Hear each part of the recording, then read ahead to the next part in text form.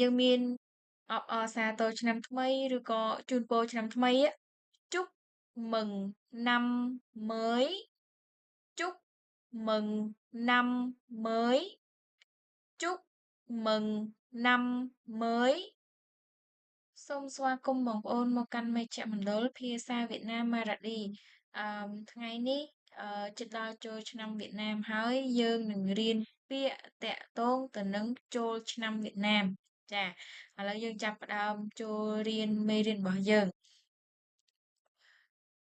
ពាក្យទី1យើងមានបុណ្យចូលឆ្នាំវៀតណាមគេហៅថា Tết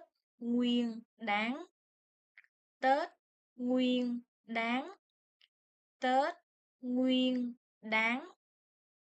Tết Nguyên Đán. បុណ្យចូលឆ្នាំវៀតណាម យើងមាន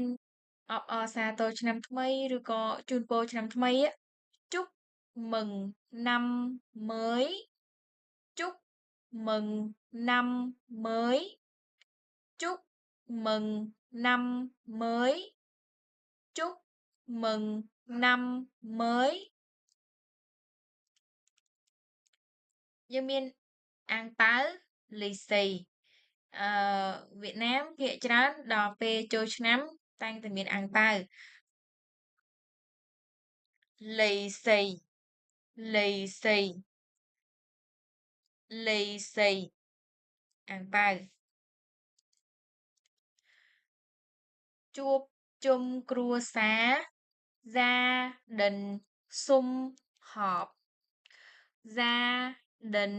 sum họp. Gia đình sum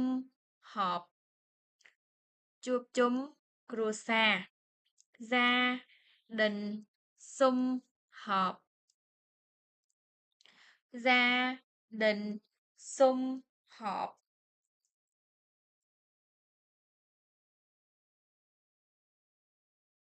ការអង្គាសិល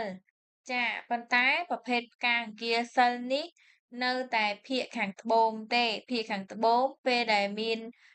ដល់បុណ្យចូលឆ្នាំថ្មីវៀតណាម គេមានការអង្គាសិលគេហៅថា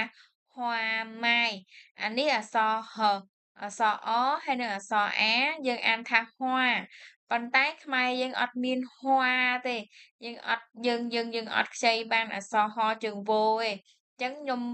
សរសេរតាម វអាវ៉ាហ្មងឲ្យវាងាយអានណា hoa mai. Hoa mai. Hoa mai ការអង្គាសិល hoa mai. Hoa mai ប៉ុន្តែនៅភាគខាងជើងរបស់យើងវិញមានការពេះវិញ hoa đào. Hoa đào.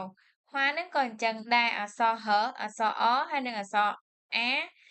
យើងអានថា hoa ប៉ុន្តែខ្មែរយើងអត់មាន h អ ទេអញ្ចឹងខ្ញុំខ្ចីអក្សរ w អក្សរ w ដាក់ធ្មេញកណ្ដោពីរឡើង w វ៉ាណា hoa đào. Hoa đào. Hoa đào ការពេះ hoa đào. Hoa đào